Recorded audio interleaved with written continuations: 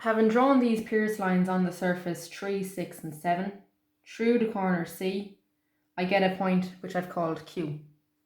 Repeat this on the other side, on the side 5, 4, 7. 5 through B will get you to a point R. I've purposely chosen those two lines because you will notice they're actually parallel to the XY line, and because it's symmetrical, they're actually the same width apart. So when I bring them back onto the line 3, 7 and onto the line 4, 7, so 3, 7 and 4, 7, when I bring them back, Q and R will be exactly here. To replicate this pierced line on the surface 3, 7, 6, so 3, 7, 6, this surface here, join 6 to Q and R. Where C terminates is exactly here. And because it's symmetrical, it's also the point B. So B and C terminate there.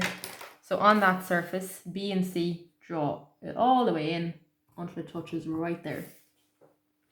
We can now actually finish off our elevation. We're going to use our auxiliary in order to help us join our points together. You would naturally think, oh, join A to C, C to B, B back to A, and we're done. However, we need to consider these turning points, X, Y, Z, and W. A is joined to X first. So I never actually brought those back. X and Y are on the lines 6 and 5. So when you bring them back, 6 and 5 are here. I relabeled them incorrectly earlier on. It's X and Y. So A is joined to X and it's joined to Y. So that's why you can join this line in heavy. After X, X joins to C. So join X, join it all the way down till it touches the point C.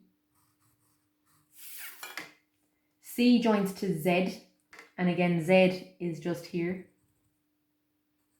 And it's also W. Z joins to W, so it's on the same point. W joins to B. B joins to Y. Y joins to A. So that's my elevation fully finished. And again, because that triangular raised equilateral triangular prism is in green, I'm just continuing on to where it touches. We need to now replicate this down in plan. We have to find A, X, C, Z, W, B, Y, and A all down in plan. This is done using just basic orthographic. So A, when I bring it down, will be on my line A. So A is here. Next, I need to find X and Y. And X and Y are on my line 5 and 6. So bring X and Y down to your line 5 and 6. X is on the line 5. No, it's actually Y that's on the line 5, sorry. And X is on the line 6. I can see that from here. X is on the line 6, 7. Y is on the line 5, 7. After this, we're bringing down B and C onto the correct lines. So bring B and C down. Find B on the line B. C on the line C. And finally, we should bring down Z and W. And Z and W are on the lines 5, 6, and 6, 7, and 5, 7. So again, bring them down. On the line 6, 7 is the point Z. On the line 7, 5 is point W. Okay, and now we can actually start joining these together.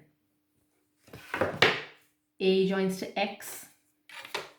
And because I'm looking down on top of it, I will be able to see it, so it's heavy. X joins to C. So join X to C. And C is part of your surface, so that's all going to be actually heavy. And that's that side of the triangular braced prism that you can definitely see. Now, Because Z is underneath, it is going to be hidden detail. So join C to Z, Z over to W. Again, it's underneath, so it's going to be hidden detail. W to B, again, hidden detail. B, because I'm looking down, I can actually see it now from B to Y. It's in heavy. Y back to A. And again, B, because it terminates there, that should be a heavy line. And colour that in. We were just missing 2 small lines that should be light.